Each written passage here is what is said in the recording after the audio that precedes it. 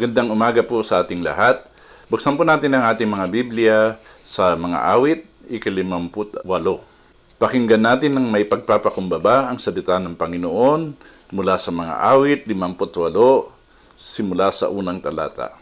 Ito ang salita ng Diyos na hindi nagkakamali at walang pagkakamali. Tunay bang kayo'y nagsasalita ng matuwid kayong mga Diyos? Matuwid ba kayong humahatol o kayong mga anak ng tao? Hindi. Sa inyong mga puso ay nagsisigawa kayo ng kamalian. Sa lupa, ang karahasan ng inyong mga kamay ay inyong tinitimbang.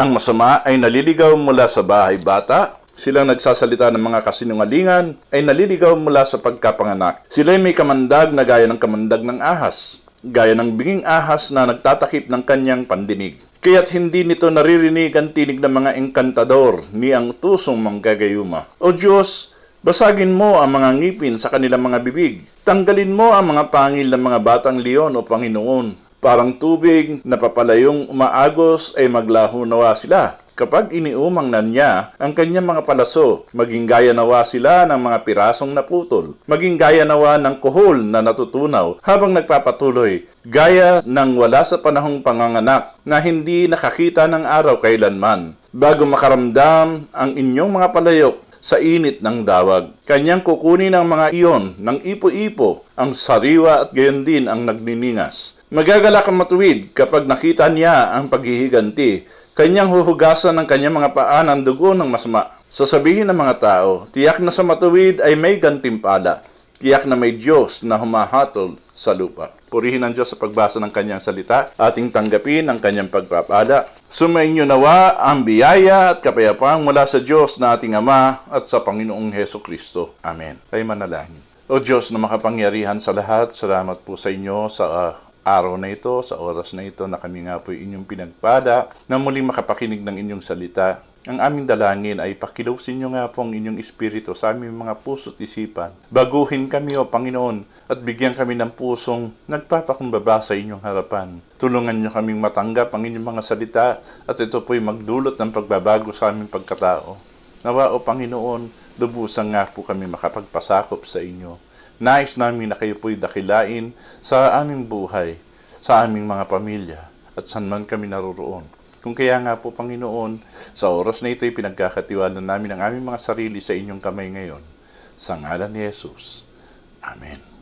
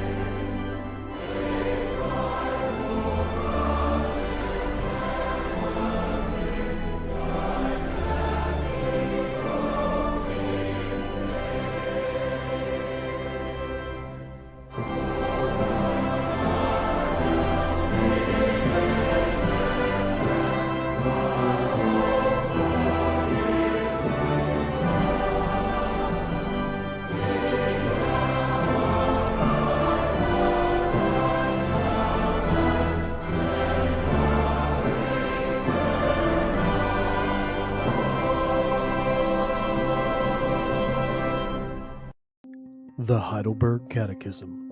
Question 86. Since then we are redeemed from our misery by grace through Christ, without any merit of ours, why must we do good works? Because Christ, having redeemed us by his blood, renews us also by his Holy Spirit after his own image, that with our whole life we may show ourselves thankful to God for his blessing, and that he may be glorified through us. Then also, that we ourselves may be assured of our faith by the fruits thereof, and by our godly walk may win others also to Christ. Question 87. Can they then not be saved, who do not turn to God from their unthankful, impenitent life? By no means, for as the Scripture saith, no unchaste person, idolater, adulterer, thief, covetous man, drunkard, slanderer, robber, or any such like shall inherit the kingdom of God. Question 88. In how many things does true repentance or conversion consist? In 2 things, the dying of the old man and the quickening of the new.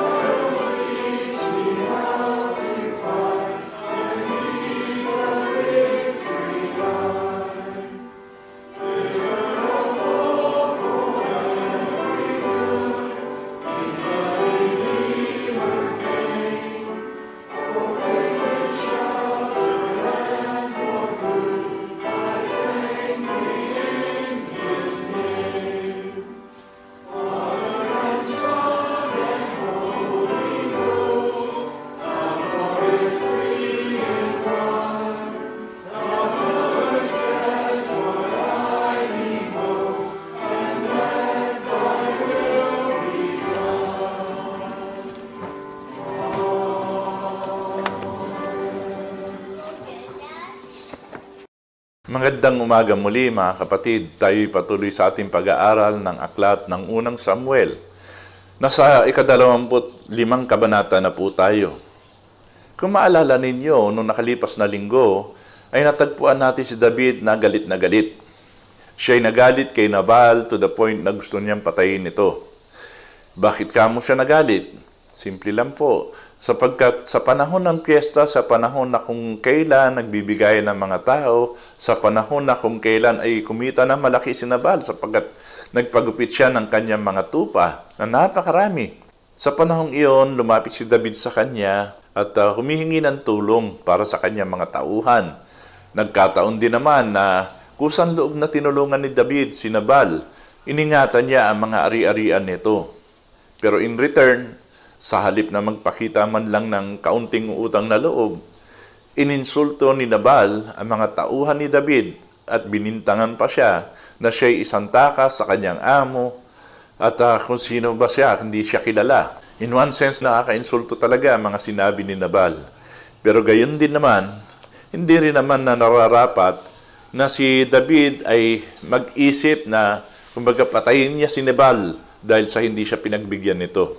Sa lahat ng mga pangyayaring ito ay nakita natin kung paano ang Panginoon ay iniingatan niya ang kanyang hinirang na lingkod na ikang malugmok sa pagkakasala at ang ginamit ng Panginoon para maiiwas si David sa pagkakasala na tinatawag nating murder laban kay Nabal ay ginamit ng Panginoon ang asawa ni Nabal mismo, ang isang matalino at magandang babae na walang iba kundi si Abigail. So, napigilan ni Abigail ang masamang intensyon sana ni David. Bago tayo magpatuloy ay basahin muna natin ang salita ng Panginoon sa unang Samuel, ika-25 kabanata, simula sa ika-32 talata. Ito ang salita ng Panginoon, ating pong pakinggan ng may pagpapakumbaba. Sinabi ni David kay Abigail, "Purihin nawa ang Panginoon, ang Diyos ng Israel, na nagsugo sa iyo sa araw na ito upang salubungin ako. Purihin nawa ang iyong karunungan at pagpalain ka nawa na pumigil sa akin sa araw na ito sa pagpapadanak ng dugo at sa paghihiganti ng aking sariling kamay. Sapagkat kung gaano katiyak na buhay ang Panginoon, ang Diyos ng Israel na siyang pumigil sa akin na saktan ka, malibang ikaw ay nagmadali at pumarito upang sumalubong sa akin, tiyak na walang maiiwan kay Nabal sa pagbubukal liwayway, kahit isang batang lalaki." Pagkatapos ay tinanggap ni David mula sa kamay ni Abigail ang dinala niya para sa kanya at sinabi ni David sa kanya, "Umahon kang payapa sa iyong bahay, tingnan mo, aking pinakinggan ang iyong tinig at aking ipinagkaloob ang iyong kahilingan." Pumunta si Abigail kay Nabal. Siya ay nagdaraos ng isang kapistahan sa kanyang bahay na gaya ng pagpipista ng isang hari. Si Nabal ay masayang-masaya sapagkat siya ay lasing na lasing, kaya't walang sinabing anuman si Abigail sa kanya hanggang sa pagbubukang liwayway. Kinaumagahan, nang hindi na lasing si Nabal, sinabi ng asawa niya sa kanya ang mga bagay na ito at nagkasakit siya sa puso. At siya'y naging parang isang bato. Pagkaraan ng may 10 araw, sinaktan ng Panginoon si Nabal at siya'y namatay. Nang mabalitaan ni David na si Nabal ay patay na, sinabi niya, "Purihin ang Panginoon na siyang naghiganti sa pag-alipustang tinanggap ko sa kamay ni Nabal at pinigil ang kanyang lingkod sa kasamaan." Ang masamang gawa ni Nabal ay binalik ng Panginoon sa kanyang sariling ulo. Pagkatapos ay nagsugo si David at hinimok si Abigail na maging asawa niya. Nang dumating ang mga lingkod ni David kay Abigail sa Carmel, kanilang sinabi sa kanya, "Sinugo kami ni David sa iyo upang kunin ka na maging asawa niya." At siya'y tumindig at nagpatira pa sa lupa at nagsabi, "Ang iyong lingkod ay isang alila na maghuhugas ng mga paa ng mga lingkod ng aking Panginoon." Nagmadali si Abigail, tumindig at sumakay sa isang asno, pinaglingkuran siya ng kanyang 5 katulong na dalaga. Siya'y sumunod sa mga sugo ni David at siya'y naging kanyang asawa. Kinuha rin ni David si Ahinoam ng taga Jezreel at sila'y kapwa naging asawa niya. Ibinigay ni Saul si Mikal na kanyang anak na asawa ni David kay Palti na anak ni Lais na taga Galim. Purihin ang Panginoon sa pagbasa ng kanyang salita. Tayo manalangin. Aming Diyos na dakila at makapangyarihang amang nasa langit, nagpapasalamat kaming muli sa pagkakataong ito na inyong ibinigay sa amin upang makapakinig ng inyong salita at ng pangangaral nito. Tulungan niyo nga po kaming unawain kung ano ang inyong kalooban at wag lang po namin nawa maunawaan ito. Bigyan niyo po kami ng pagdanasa at ng kakayahang magpasakop at sumunod sa inyong nais na mangyari para sa amin. Pinagkakatiwala namin ang aming mga sarili sa inyo ngayon at patuloy na hinihingi ang inyong pagpapala sa amin, sa aming pakikinig ng inyong salita. Sa ngalan ni Jesus. Amen. Naalala ko nung ako'y bata pa na may mga pagkakataong ako'y napuno ng galit sa aking puso't isipan, gawa ng mga pananakit ng mga tao sa kanilang mga pananalita laban sa akin o sa aking mga mahal sa buhay, na dumating ako sa punto na gusto kong bumawi. Kung ano yung sakit na kanilang pinarana sa amin o sa akin, ay gayon din naman ang gusto kong gawin sa kanila at higit pa. Sa aking isipan ay samot-sari na ang aking mga ginawa. And I know, hindi lang po ako ang nakaranas ng ganon. Sa atin ngayon, I believe, meron din mga nakakaranas ng ganyan. Narito ka, tumulong ka sa isang kaibigan na humihingi ng tulong sa iyo. Ginawa mo ang lahat ng iyong abot makakaya. Pero susuklian ka na matapos kang utangan ay panahon na ikaw ang nangangailangan, lalapit ka, hindi mo na siya makita. Pinagtataguan ka na. Di ba yung galit mo ay hindi mo na maintindihan at kung sasabihin mo na, "Nako, makita ko yung taong yan." Kung pwede lang, sasabunutan mo. Hindi sa buhok. Kung may bigote, sa bigote o di kaya sa kilay. Para maramdaman niya ang sakit na kanyang ginawa sa iyo. Ganito rin yung nangyari kay David. Si David ay lumapit kay Nabal sa panahon ng kapistahan.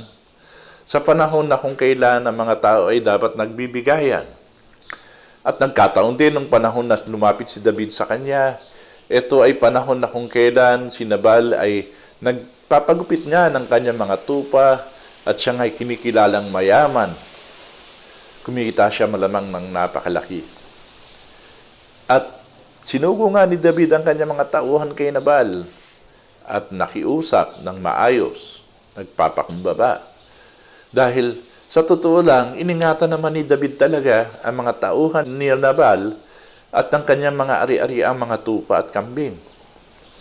So nakiusap si David sa pamamagitan ng kanyang mga tauhan, pero ano naging reply ni Nabal sa kanila? Hindi nga ba't inalipusta sila? Sino itong anak ni Jesse? Ay pabanggatin ang pangalan ni David as if talagang nobody siya. Sino itong anak ni Jesse? At pinagbintangan pa na siya'y isang takas na alipin.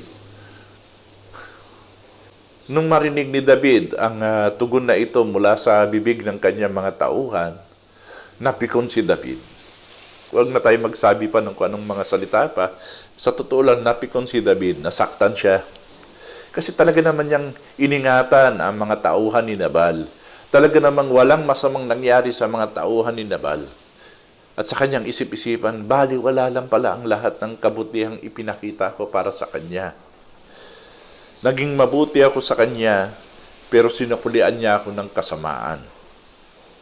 Kung kaya anong ginawa ni David? Inutusan niya ngayon yung 400 sa kanyang mga kawal, yung 200 na iwan sa mga supplies, at yung 400 nagsukbit ng kanilang mga tabak sa tagiliran, at sabay-sabay silang pumunta patungo kay Nabal, hindi lamang para patayin si Nabal, kundi ang buong sambahayan ni Nabal. Gayon pa man nakita rin natin last week na ang Panginoon nga ay nag-iingat sa kanyang mga lingkod, hindi lamang sa kanyang kaaway sa labas, kundi pati na rin sa kanyang kaaway sa kaloob-looban niya. At ito ay yung kanyang pagiging makasalanan. Iniwas ng Panginoon si David sa pagkakasalang malaki. Paano? Ginamit nga niya yung asawa mismo ni Nabal, si Abigail. At itong si Abigail ay nakiusap kay David. At kahit papano ay napigilan niya itong ituloy ang kanyang napakasamang binabalak. Kung tutusin, kung natuloy itong kanyang masamang intensyon na ito, yung kanyang binabalak na pagpatay kay Nabal at sa mga kasamahan nito sa buong sambahayan, in a way, matatawag natin itong murder.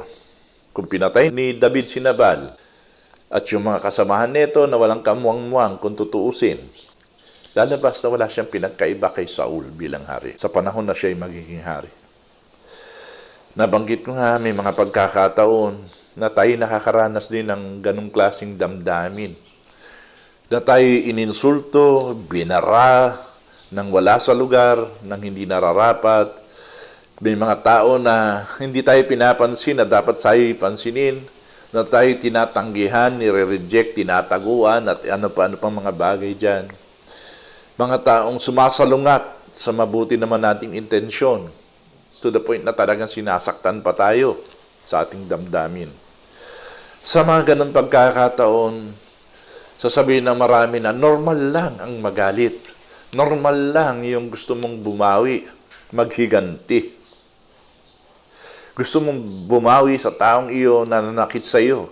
Gusto mong ibalik sa kanyang ulo ang mga insultong ibinuhos niya sa iyo. Basta may gusto kang gawain laban sa mga taong ito.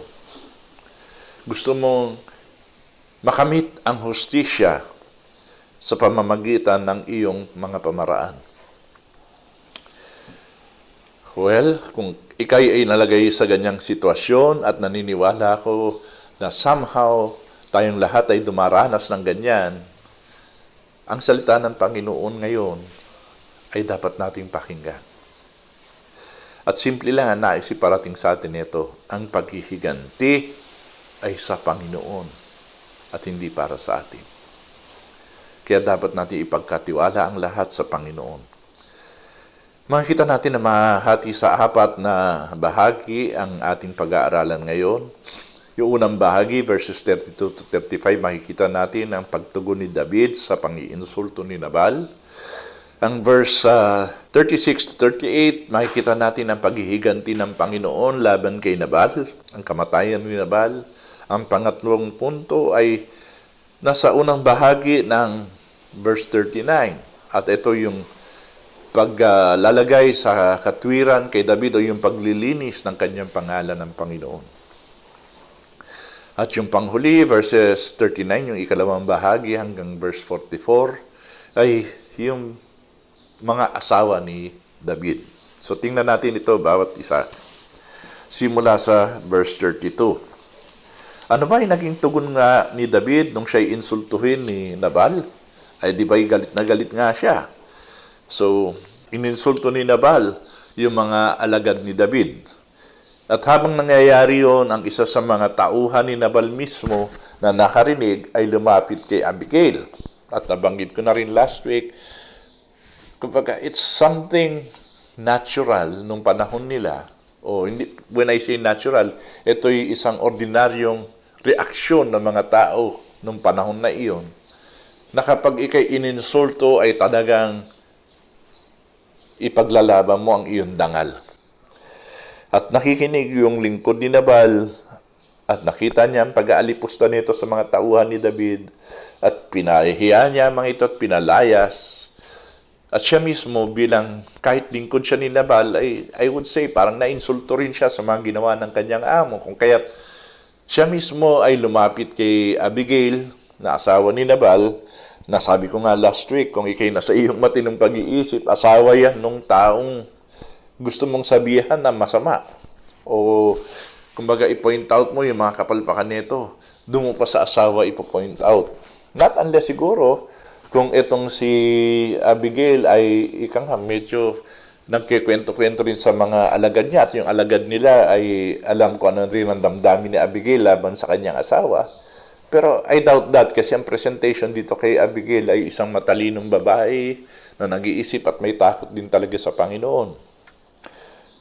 Gayunpaman, ano pa man yung naging motibo ng tauhan ni Nabal, I would say talagang nasaktan din siya sa mga pangyayari kung kaya't hindi na niya naisip kung ano magiging reaksyon ng asawa ni Nabal. At binuhos niya ang kanyang masamang kalooban doon sa babae. At pinakinggan siya ni Abigail. And in one sense, sabi nga nung tauhan ni Nabal, alam nyo, nako, dahil sa ginawa ng aming amo, ay tiyak yan, lulusubin na tayo ni David at pagpapatay-patayin na tayo.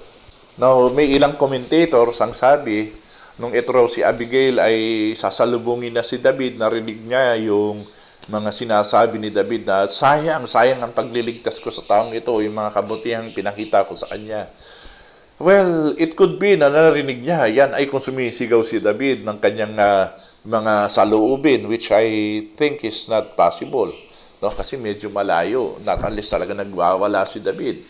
So, I presume, base doon sa kwento nung alagad ni Nabal kay Abigail, ay nabuo rin sa isipan niya na maaari talaga mangyari na ito si David ay sumugod sa kanila at ayun nga, patayin silang lahat.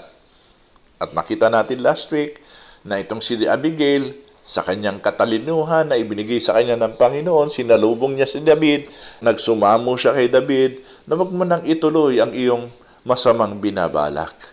Sa ikabubuti mo rin ito, para hindi madungisan ang iyong pangalan, lalo na't ikay magiging pinuno ng Israel. At salamat sa Panginoon, sa katalinong ibinigay niya kay Abigail, makikita natin ang pagtugon ni David. Ano sabi ni David? Tingnan niyo yung verse 32. Purihin nawa ang Panginoon, ang Diyos ng Israel na nagsugo sa iyo sa araw na ito upang salubungin ako. Purihin nawa ang iyong karunungan at pagpalain ka nawa na pumigil sa akin sa araw na ito sa pagpapadanak ng dugo at sa paghihiganti ng aking sariling kamay. sapagkat kung gaano katiyak na buhay ang Panginoon, ang Diyos ng Israel na siyang pumigil sa akin sa nasaktan ka, malibang ikaw ay nagmadali at pumarito upang sumalubong sa akin, tiyak na walang maiiwan kay Nabal sa pagbubukang liwayway kahit isang batang lalaki. Makikita natin, di ba? Parang nakakabigla ito si David. At one moment, hot na hot siya. Gusto niyang patayin talaga. Gusto niyang maghiganti. Pero matapos niya marinig ang mga pananalita ni Abigail, it appears na na-realize niya kung ano talaga yung kalooban ng Panginoon. Nakita niya na hindi actually si Abigail, kundi yung Panginoon mismo ang gumamit kay Abigail para pigilan siya sa kanyang masamang binabalak.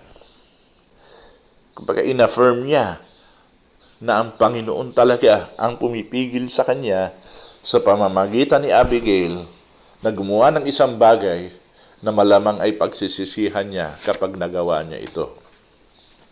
At matapos yun, tinanggap ni David ang mga handog ni Abigail bilang patotoo na tinatanggap niya ang kumbaga paghingi ng tawad nito, yung pagsusumamo nito.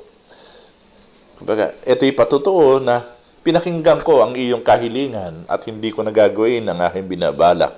Kung kaya nga sabi niya sa verse 35, tingnan niyo yan. Pagkatapos ay tinanggap ni David mula sa kamay ni Abigail ang dinala niya para sa kanya at sinabi ni David sa kanya, umahon kang payapa sa iyong bahay. Tingnan mo, aking pinakinggan ang iyong tinig at aking ipinagkaloob ang iyong kahilingan. So, ang tugon ni David ay kapayapaan para kay Abigail at umatras na siya sa kanyang binabalak na hindi maganda. Malinaw na hindi lang si Abigail at si David ito, kundi ang Panginoon ang siyang kumikilo sa dalawang ito. May pinangyayari ang Panginoon. Pinigilan ng Panginoon si David sa kanyang masamang intensyon sa pamamagitan ni Abigail. Gayon din naman, mga kapatid, minsan tayo ay nalalagay sa ganong sitwasyon. Maaring hindi tayo sinaktan, maaring ang kaibigan natin o isang mahal natin sa buhay o kakilala natin ang nalagay sa sitwasyon na siya'y galit na galit at gusto niyang maghiganti. Naalala ko yung sinabi ng Panginoong Hesus, Blessed are the peacemakers, mga manggagawa ng kapayapaan, na sila ang ginagamit ng Panginoon para pahupain ang galit ng mga tao at ito'y gumawa pa ng higit pang kasamaan kaysa mga kasamaan na kanilang naranasan. Kasi kung hindi nga ginawa ni Abigail kay David ito, nako, malaking damage sana sa pagiging hari ni David. At tayo mga kapatid, ang siyang ginagamit din ng Panginoon sa panahon natin ngayon para maiwas ang iba sa kanilang pagkalugmok sa kasalanan. Maaaring ikaw ang gagamitin ng Panginoon para ikaw nga mag-intervene, para maiwasan ang isa pang mas malaking kasamaang mangyayari. Hindi ko sinasabi na magpakabayani tayo ng lubusan to the point na gawin natin ang lahat. Hindi, gawin natin kung ano man ang ibinibigay sa atin ng Panginoon na pagkakataon. Kung tayo may pagkakataon na makiusap ng maayos at ipakita ng reasonable kung bakit hindi dapat gawain ang mga masamang balakin, gawin natin. Pero hindi tayo darating sa punto na dahil sa tingin natin ay napakasama nila, ay lalabanan natin sila, tayo mag-aaklas at magsusukbit din ng mga tabak sa ating tagiliran. Hindi po ganun. The point is, hayaan natin yung masama na magpatuloy sa kanilang kasamaan, katulad ng sinasabi sa Revelation chapter 22. Hayaan nyo, darating naman ang araw na sila ay hahatulan din ng Diyos. Pero it doesn't mean na tayo uupo lang sa isang tabi at hihintay na lang natin yung araw na yon. Ngayon pa lamang ay ipapaalam natin sa kanila kung ano yung kalooban ng Diyos at kung luluobin ng Diyos ay ipagkakalob sa atin na makita natin na yung mga dating nag-aaway-away ay maipagkakasundo natin. So whether they will listen to us or not, the point is we have done our part as servants of God. So yun yung nakita natin, yung reaksyon ni David kay Nabal sa pang-iinsulto niya. At yung reaksyon niya kay Abigail nung ito'y makisuyo sa kanya. Minsan ito si David, kala mo sala sa init, sala sa lamig, isang banda, galit na galit, inis na inis, gustong pumatay. Pero sa kabilang dako naman, ay biglang naging maamong parang tupa. Yun ay nung makatagpo niya ang Panginoon sa pamamagitan ni Abigail. Nagkaroon siya ng bagong puso at pag-iisip at nakita niya kung ano yung kalooban ng Panginoon. At yun ang kanyang nais na gawin. Sapagkat binigay ng Panginoon sa kanya ang ganong klaseng puso. Now, sa susunod na punto, verse 36. Matapos na ang mga pangyayari na ito ay naganap na, tumalikod nga si David, kasama niya ang kanyang mga tauhan, bumalik siya sa kanilang pinagtataguan. At ganoon din naman si Abigail. Umuwi siya sa kanilang tahanan, natagpuan niya si Nabal, ayun, nagpipista ang Nabal, na para bagang isang hari. And I would resume, as with other commentators, sabi nga nila, siguro nagyayabang itong si Nabal, kita nyo, kilala niyo ba yan si David? Sino ba yan si David? Wala na, pinahiya ko yan. Wala siyang nagawa, walang nagawa yung mga tauhan niya. O kita mo, sana yan si David? Walang magagawa yan. Takas lang talaga yan na alipin ni Saul. Pinagtatawanan niya si David, malamang. Kaya anong ginawa ni Abigail? Hindi na siya nakipagtalo, nanahimik na lang siya. Hinayaan niya na itong sinabal sa kanyang kalasingan ay sabihin ko ano yung gusto niyang sabihin. Dahil napansin nga ni Abigail na lasing siya. Ay, mga kapatid, napakahirap makipag-argumento sa isang taong hindi matino ang pag-iisip. So in the same way, hinintay ni Abigail na maging matino na ang pag-iisip ni Nabal. At nung medyo mahimas-masa na sa kanyang kalanguan, etong si Nabal kinabukasan, doon kinuwento ni Abigail ang mga pangyayari. Siguro sabi niya, kagabi sinabi mo, asaan si David? Anong magagawa niya? Wala siyang gagawin. Ito, sasabihin ko sa iyo ngayon. Napigilan ko siya. Muntik na niya tayong sugurin at patayin lahat. Ganito, ganyan ang ginawa ko. At nung marinig ito ni Nabal, nabigla siya ngayon. Ang sabi dito sa ating translation ay bigla siyang nagkaroon ng sakit sa puso. Honestly, hindi po ganyan literally na sinabi na may sakit siya sa puso. Para ba ang sinabi sa wikang English, if I may look, sabi rito sa English, his heart died within him. Kumbaga, hindi yung puso niya literally, kundi yung para bang yung sigla niya nawala. Nawalan siya ng puso. Parang ganyan.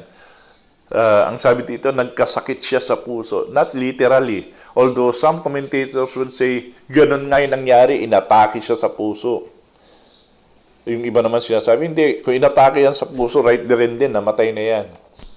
Na-stroke yan. Whatever is the physical cause talaga ng kanyang kamatayan. Ang malinaw lang dito, siya'y natulala, nabigla sa kanyang narinig na balita, napatahimik, na-shock, and then after 10 days, saka pa siya namatay. Pero itong nais kong bigyan natin ng pansin. Hindi po namatay ng natural causes si Nabal. Believe it or not. Hindi siya namatay ng heart attack. Hindi siya namatay ng stroke. Namatay siya paano? Pansinin nyo to. Verse 38. Pagkaraan ng may 10 araw, ano nangyari? Maaring siya, medyo lupay-pay pa, maaring siya nangihina pa, pero hindi pa siya patay. Pero paano siya namatay? Sinaktan siya ng Panginoon at siya'y namatay. Kakagulat, ano? Ang Panginoon mismo, hindi natural causes ang kamatayan ni Nabal. Ang Panginoon mismo ang nanakit kay Nabal. Bakit? Kasi itong si Nabal, and I believe I mentioned this last week, hindi po niya talaga actually si David lang ang iniinsulto. Hindi lang si David ang kanyang iniinsulto. Ang kanyang iniinsulto ay yung si David na binuhusan ng langis ng Panginoon at hinirang ng Diyos na kanyang maging lingkod. Kaya nga, ang sabi rito, ang Diyos, siya mismo ang nanakit kay Nabal bilang pagbawi sa kanyang pangiinsulto, hindi kay David, kundi sa Diyos na naghirang kay David. Ang kasalanan ni Nabal ay hindi lamang kay David, kundi sa Diyos mismo. At alam natin na ang lahat ng tao na gumagawa ng kasamaan, na nag-iinsulto at nag-aalipusta o nagpapababa sa mga anak ng Diyos, sa mga mananampalataya. Kung hindi man sa ating panahon ngayon, kung hindi naman sa henerasyon natin ngayon, alam natin darating at darating ang araw na ang lahat ng tao ay haharap sa Diyos at mananagot sa Kanya para sa lahat ng kanilang kasamaang ginawa. Itong si Nabal, ang kasalanan niya ay personally hindi lamang kay David but higit pa sa Panginoon na humirang kay David. Kaya ang kanyang pagkakasala ay ultimately sa Panginoon. At gayon din naman sa ating panahon ngayon, tayo ang sinasaktan, tayo ang inaaway, pero ultimately, tayo yung mga anak ng Diyos. Kapag ang anak mo ay ininsulto ng ibang tao, sino ang tunay na naiinsulto? Yung anak mo o ikaw na ama ng batang iyon? Walang yaka, bata ka. Wala kang modo. Wala kang pinag-aralan. Pinabayaan ka. Sino sa tingin niyo ang iniinsulto? Yung bata o ikaw na ama o ina ng batang iyon? Plain and simple. Ganyan po yung nangyari kay Nabal at kay David.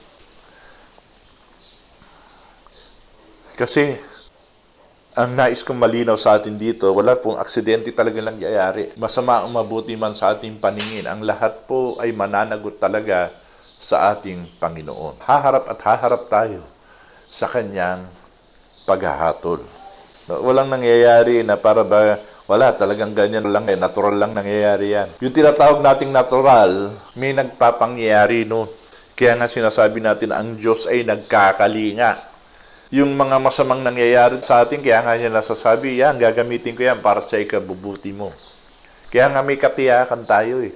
Dahil alam natin kontrolado ng Diyos ang lahat. Walang aksidenteng nangyayari.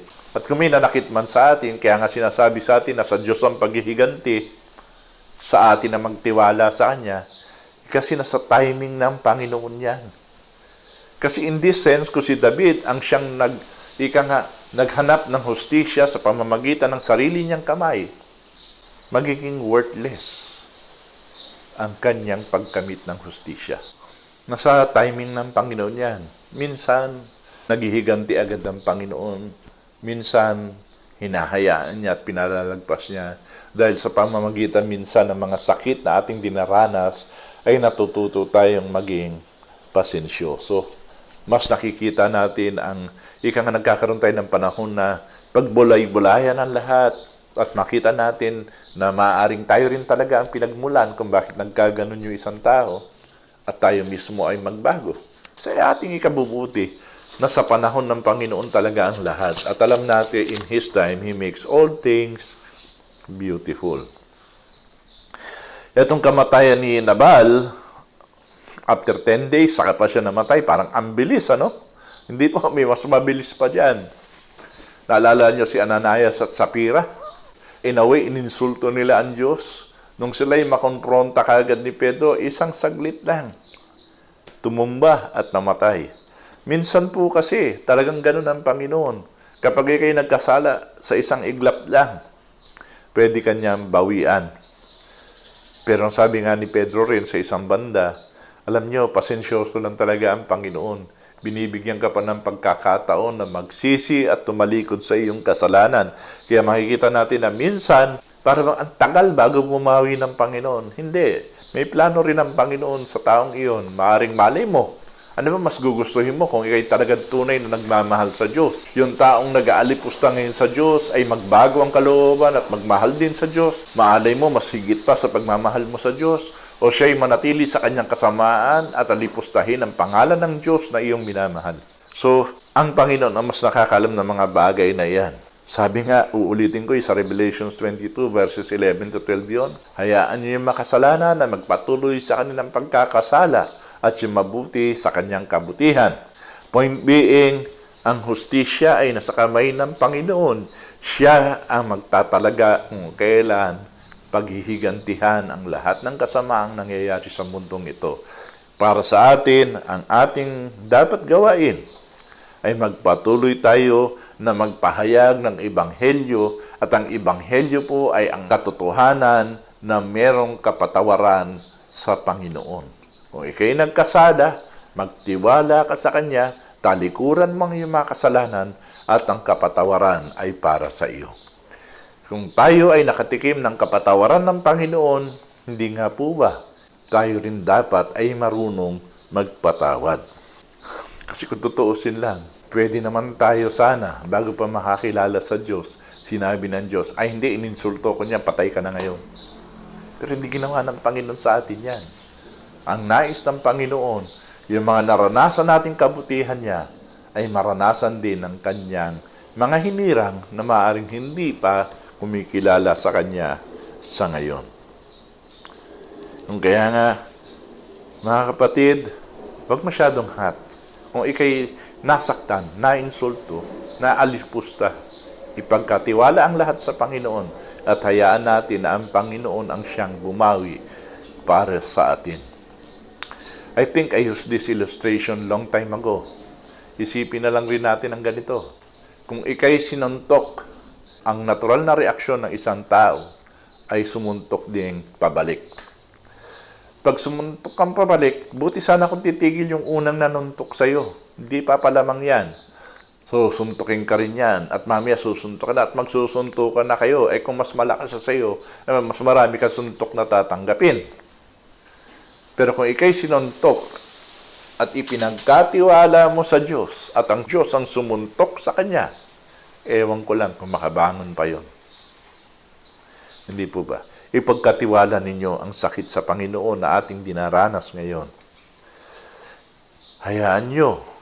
Tunay nga naman sa totoo lang, maraming mga taong katulad ni Nabal ngayon na pinagyaman ng Diyos pero hindi nila kinilala ang Diyos na nagpapayaman sa kanila. Akala nila sila na magaling, kaya pwede nilang insultuhin ang lahat. Hindi po. Darating ang araw, sila'y mananagot sa Diyos. Sa Bagong Tipan, hindi nga ba may kwento? Sabi nung isang mayaman, abay, sobrang yaman ko na, magpapatayo na lang ako kung saan ko ilalagay ang kayamanan ko. At nung kinagabihan, ang sabi sa kanya ng Diyos, hangal. Ngayong gabi, kukunin ko buhay mo, saan pupunta lahat ng kayamanan mo? Mga kapatid, alam ng Diyos ang kanyang ginagawa. Malinaw ang kanyang kalooban para sa atin bilang kanyang mga anak at lingkod. Magpasakop tayo sa kanya. Pangatlong punto, sa verse 39, unang bahagi, makikita natin anong nangyari dito. Nang mabalitaan ni David na si Nabal ay patay na, sinabi niya, purihin ang Panginoon na siyang naghihiganti sa pag-aalipustang tinanggap ko sa kamay ni Nabal. In His time, He will make all things beautiful. Iyang mga masamang nakikita natin ngayon ay nandyan ngayon lang. Darating ang araw, sila'y tatanggalin din ng Panginoon sa iyong harapan. Pananagutin din sila ng Panginoon sa kanilang mga pagkakasala. Whether soon or in the day to come, the day of judgment, point of the matter is, walang makakatakas sa pagharap sa Panginoon. Hindi ito yung parang, buti nga sa'yo, di yan ang nangyari sa'yo. Hindi po ganun yung attitude ni David dito. Ang sabi lang dito, tiningnan ni David ang Panginoon. Totoo nga na ang Panginoon ang siyang naghihiganti para sa atin. Basically, yun yung sinabi niya. Sapagkat, makikita nyo rin si David, may kapangyarihan siya, talaga namang galit na galit siya, at kaya niyang patayin ang buong sambahayan ni Nabal. Lumapit sa kanyang isang babae, at yung babae nakiusap sa kanya, at siya ay nakinig sa babaeng iyon. Nagpakumbaba rin si David. Narinig niya at sinabi niya, totoo nga naman, ang Panginoon ang babawi. Katulad ng kanyang sinabi noon, yung kay Saul, hindi ko siya aalisin dyan.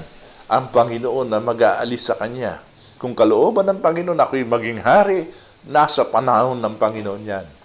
Kung kalooban ng Panginoon na tanggalin niya ang lahat ng kaaway ko sa harapan ko, katulad ni Nabal, nasa kamay ng Panginoon yan. Kung kailan niya tatanggalin to, nasa kamay ng Panginoon yan. Kaya nga, nasabi ito ni David, hindi yung parang, buti nga, binawian ka rin tuloy, nakita mo na, nakarma ka. Hindi po ganoon. Ang sabi ni David, ang Panginoon, ang siya nagpataw ng pagsisingil sa iyo, ika nga, ng utang mong ayaw mong bayaran sa kanya. Pinanagot ng Panginoon, si Nabal. At katulad nga na sinabi ko, ultimately, ang kaaway kasi ni Nabal talaga rito ay walang iba kundi ang Diyos. So, in the same way, kapag tayo nga ay sinasaktan, inaalipusta, pinapahiya, sinasaktan ng damdamin, tinatanggihan, hayaan natin ang Panginoon. Alam ng Panginoon ang kanyang ginagawa. At mas tiyak ang gagawain ng Panginoon kaysa ating mga binabalak. Minsan sa ating pag-iisip na ganito o ganyan ang ating gagawin, sa halip na makatulong ay mas lalo pang pumapalpak ang ating kalagayan. Mas lalo lang rin nating nasasaktan ang ating sarili. Ang paghihiganti ay sa Panginoon. Sa Panginoon nyo ilatag ang iyong mga sakit at karamdaman o ano pa man na pinagdudusahan mo ngayon na dulot ng gawa ng ibang tao. Alam ng Panginoon ang iyong kalagayan. At sabi nga sa isang banda, iniipon pa nga niya ang iyong mga luha sa isang botelya. Alam niya ang mga pinagdadaanan mo. At ang Panginoon kayang-kaya kanyang iligtas sa mga nangaapi sa iyo. Finally, verse 39, yung ikalawang bahagi hanggang verse 44. Namatay na si Nabal. Naging balo na si Abigail. Nung marinig ito ni David, apparently may mahabang panahon yan, kasi kwento lang to kaya hindi na dinitalye. Apparently nagkaroon din ng panahon si Abigail na siyempre tumangis para sa kanyang namatay na asawa. It must have taken siguro ilang buwan bago nabalitaan ni David yung mga pangyayari. And napapaisip ang ilan, sabi nila, bakit kasi in the first place, kung matalino talaga si Abigail, ay inasawa pa niya itong isang hangal na hindi kumikilala sa Panginoon. We must keep in mind na nung kapanahunan nila, usang-uso po yung tinatawag na fixed marriages, na yung mga magulang ang siyang pumipili na mapapangasawa ng kanilang mga anak. So apparently, nung panahong iyon, ay wala masyadong choice si Abigail, kundi mapangasawa si Nabal.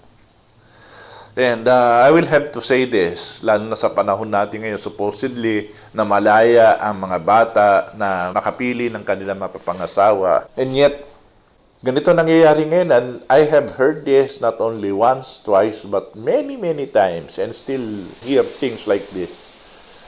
Yung sasabihin ng magulang, yan ba gusto mo? Wala na mapapakain sa iyo yan. Ikaw pa magpapakain dyan sa taong yan. Pagdating ng panahon, hampas lupa lang yan eh. Maawa ka naman sa sarili mo. Kasi siyempre, sino ba naman magulang ang gusto na ang kanilang anak nag-asawa lang, lalong humirap ang buhay? On the one hand, ano yan? Magiging pabigat ba kayo sa akin? Or on the other hand, ayaw kong makitang nagdurusa ang aking anak. Kaya ayaw kong yun ang mapangasawa niya.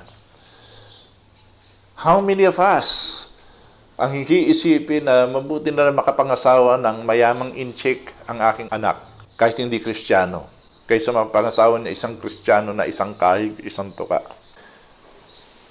Well, let's be honest to ourselves. Kayo lang po makakasagot niyan. What comes to my mind is always, love the Lord your God.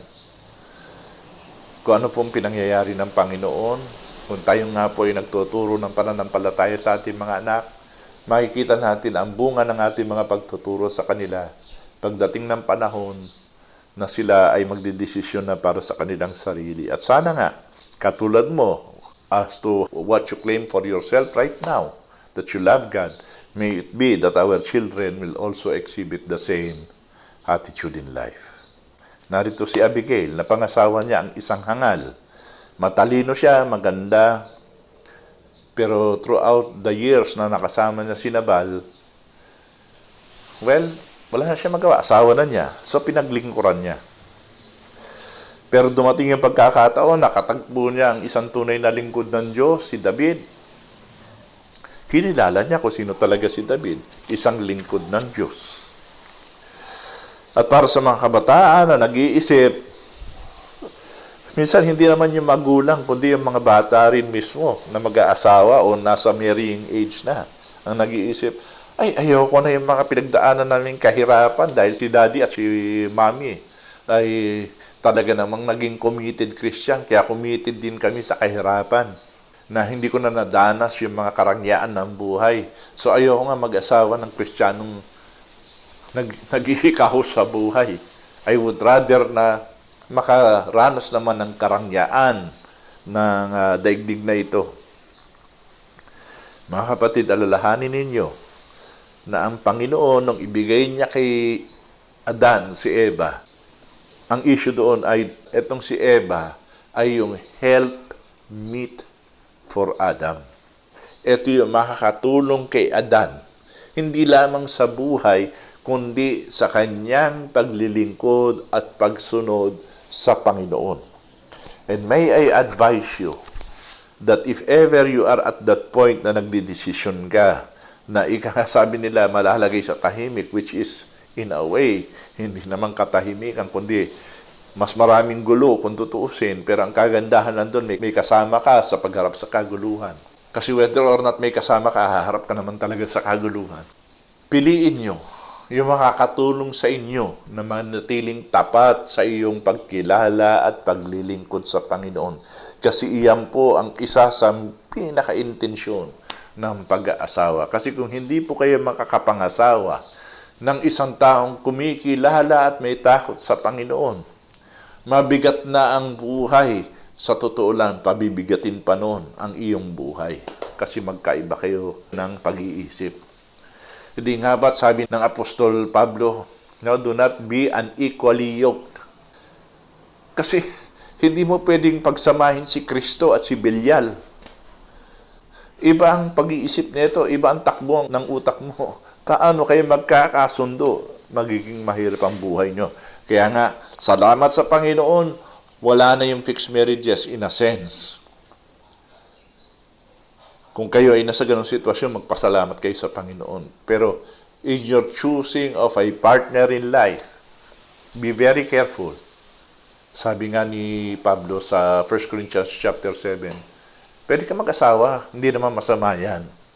Pero mag-asawa ka ng isang nasa Panginoon din.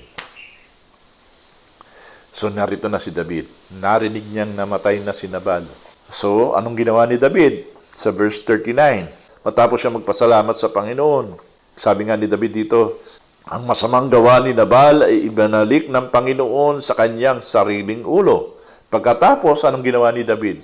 Nagsugo si David at hinimok si Abigail na maging asawa niya. Yan. Now, dito may nabanggit na hindi lang pala si Abigail ang asawa ni David. Andiyan pa yung isa, si Ahinoam. Although, apparently, pag titingnan mo dito, parang si Abigail ang unang napangasawa, pero sabi nga ng ilang mga dalubhasa na usually, pag binabanggit yung mga asawa ni David, laging nauunang i-mention si Ahinoam.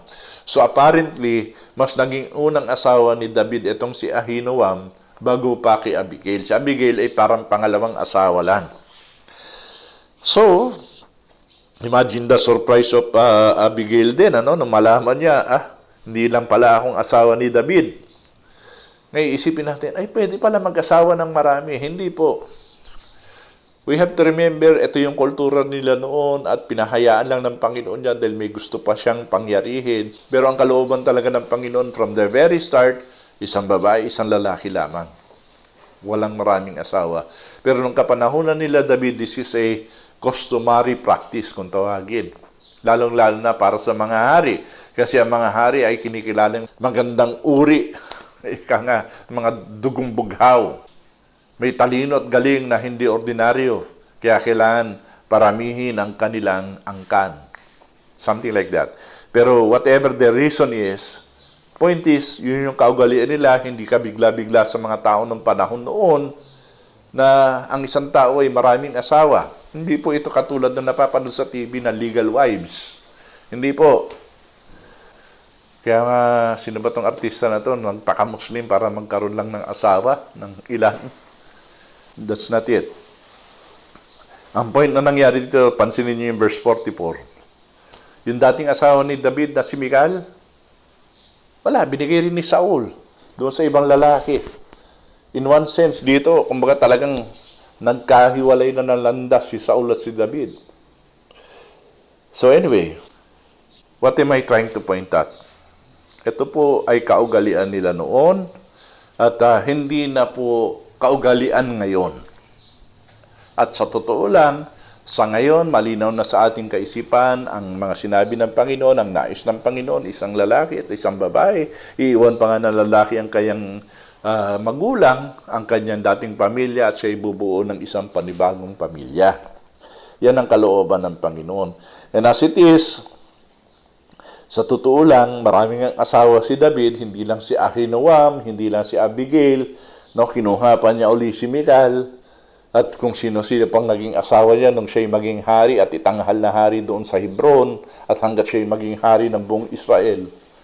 Pero alam natin, in a sense, no, may idea kayo kung ano nangyari sa buhay ni David. Dumating ang araw na sa dami ng kanyang mga anak, yung mga anak niya ang nag-away-away na yung isa ay gusto pang kunin sa kanya ang pagiging hari. Di po ba si Absalom kung narinig nyo na po siya? And so, dito po nagtatapos yung paghahayag na mga pangyayari sa buhay ni David. Gayunpaman, ang tanong sa atin ngayon ay, and so, kung ito'y nangyari kay David, ano ba ang isinasabi sa atin ng Panginoon ngayon? Well, one thing, malinaw dito, kapag merong nanakit sa inyo, ang dapat na maging reaksyon ng isang tunay na lingkod ng Diyos, ng isang anak ng Diyos, ay yung tulad ng ginawa ng Diyos sa atin. At yan po ay yung magpatawad. Yung sakit at hirap na dinaranas natin na bunga ng kasamaan ng iba, ay dapat nating matutunan na ipagkatiwala sa Diyos sapagkat ang sabi nga, ang paghihiganti ay sa Diyos. At yan po ang tinuturo talaga sa atin dito sa unang Samuel. Sabi nga natin, nung una gusto ni David na bumawi at linisin ang kanyang karangalan at dinungisan ng pag-aalipusta ni Nabal. Pero ang Panginoon ay pumigil sa kanyang masamang balakin sa pamamagitan ni Abigail upang ingatan ang dangal ni David. Sapagkat may nais pang pangyarihin ng Panginoon sa kanya. Siya'y gagawing hari at ayaw niya na may dungis ang kanyang pagiging hari. At ano nangyari dito? Base na rin sa pakikisuyo ni Abigail, in a sense, pinatawad ni David si Nabal. Ipinagkatiwala siya ni David sa Panginoon. At yung ipinagkatiwala ni David sa Panginoon na paghihiganti, ang sabi nga dito ay ibinalik ng Panginoon sa ulo ni Nabal. Alam niyo, ang Panginoong Jesus ay pumarito. Mababasa niya sa John chapter 3 verse 17. Hindi siya naparito para hatulan ng mundo. Nung siya'y nagkatawang tao at nakihalubilo sa mga tao, hindi siya pumarito para hatulan ng mundo, kundi ang tawagin ng mga ito na manumbalik sa Diyos at sa pamamagitan niya ay maligtas ang mga ito. Darating pa ang araw ng paghahatol. Ang araw na kung kailan ay pananagutin ng Diyos ang lahat ng tao sa lahat ng kanilang mga ginawa, laban man o para sa Diyos. Pero meantime, habang nasa mundong ito, ang Panginoong Jesus, ang kanya pong ginagawa ay ang pagpapahayag ng kapatawaran na matatagpuan sa pagpapasakop sa kaharian ng Diyos. Buti na lang na iningatan ng Diyos si David. Kasi kung ginawa nga niya to, sabi ko kanina, hindi siya maiiba kay Saul. Buti na lang din. Sa dinami-dami ng mga taong nanakit sa atin, tayo'y tinuturuan ng Diyos na magpigil sa sarili at magpasakop sa kanyang kalooban. At kung tayo man ay nasaktan, meron tayong pangakong pinangahawakan na ang lahat na nangyayari sa atin ay para sa ating ikabubuti. Ano man ang pinangyayari sa atin ng Diyos, sumatotal ay natututo tayong magtiwala pa ng mas lubusan sa Panginoon. May mga tao na pinatawad mo na, pero hindi pa rin nagsisisi, sa halip ay lalo ka pang gustong saktan. Ipagkatiwala mo siya sa Diyos. Mas makapangyarihan ng Diyos. Gayon na lang ang pag-ibig ng Diyos para sa atin. Hindi niya tayo pababayaan. Ibinigay nga niya ang kanyang bugtong na anak para sa atin. Ang pagpapatawad po ay biyaya ng Diyos na matatagpuan sa isang makasalanang katulad natin. At yung biyaya ng Diyos na nasa sa atin ay sapat na pwede natin gamitin para magpatawad katulad ng pagpapatawad ng Diyos sa atin. At sa ating pagpapatawad sa iba, yang kapatawaran ng biyaya ng Diyos na nagmula na sa atin, na ginamit tayo ng Panginoon para maipasa sa iba, yan din ang kapatawaran na kapag tinanggap ng isang tao o sumakan niya ang kapatawaran na yon, yang biyayang yan ay hindi mahina. Yan ay mula sa Diyos na nakapangyarihan. Yang kapatawaran na yan ay magbabago sa taong iyon. At tulad mo, darating din ang araw, ipapahayag din niya ang kapatawaran iyan. Paano kung may nagkakasala sa atin na nasasaktan ka na? Aba, di sundin natin kung ano sinasabi na salita ng Diyos sa Mateo 18. Lapitan mo, pagsabihan mo.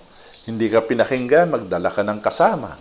Pag ayaw pa rin makinig, ibalita sa church. Kung siya'y membro, ang church na magdidisiplina sa kanya.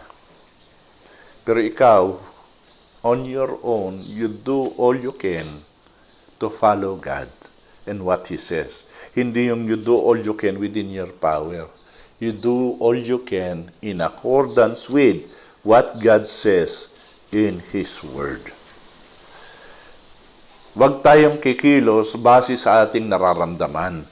Huwag tayong kikilos in response sa kasamaan, sa pamamagitan din ng paggawa ng kasamaan. At yan po ay yung paghihiganti. Sapagkat malinaw na malinaw sa Romans chapter 12, sabi nga roon, vengeance is mine, I shall repay, sabi ng Panginoon. At kung tayo ay talagang mahal natin ng Panginoon, susundin natin ang kanyang kalooban. Ipahayag natin ang ebanghelyo ng kapatawaran ng kasalanan. At ang kabayaran noon, makikita natin na yung dating nananakit sa atin ay natututuring magpatawad, natututuring magpasakop, and sumatotal kapatid mo sa Panginoon. Ano ba hanap natin? Kakampi, kaaway. Ipahayag mo ang ebanghelyo ng Panginoon. Naway, pagpalain tayo sa gawain ito. Ipagkatiwala natin ang lahat sa Panginoon ngayon. Tayo manalangin. Aming Diyos at Panginoon, tunay nga po ang inyong salita ay totoo. At ang mga taong naririto ay hindi po kwento-kwento lamang, kundi mga tunay na taong katulad namin na nakakaranas ng mga hinagpis ng buhay, ang mga sakit na ginagawa ng ibang tao laban sa amin. Kayo, O Diyos, ay makapangyarihang Diyos. Hindi nyo nga po kami pinababayaan na manatili sa mga sakit at hinagpis ng buhay, bagkus Panginoon. Sa pamamagitan nito ay ginagamit nyo pa nga ang mga pangyayaring ito upang pagtibayin kami at lalo pa po kaming umasa at manangan sa inyo. Ipinagkakatiwala na lang po namin sa inyo ang mga struggles namin ngayon na dulot ng ibang tao. May you grant us the grace we need so that we may be able to forgive even the most hurting sin that other people commit against us. Remind us always, O Lord, the forgiveness you've given us through the cross of Jesus Christ, your only begotten Son who gave His life for us so that we may be at peace with you. O Lord, we entrust ourselves into your hands. Be gracious to us always. And may we, O Lord, find it in our hearts, by your grace, to love you more and more each day. We commit ourselves to you now. In Jesus' name we pray. Amen.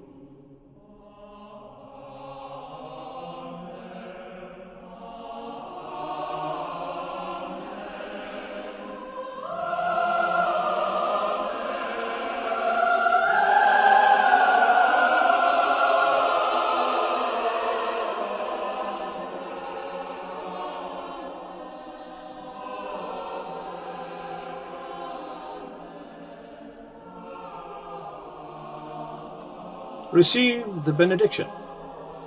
The Lord bless you and keep you. The Lord make his face to shine upon you and to be gracious unto you. The Lord lift up his countenance upon you and give you his peace. In the name of the Father, and of the Son, and of the Holy Spirit. Amen.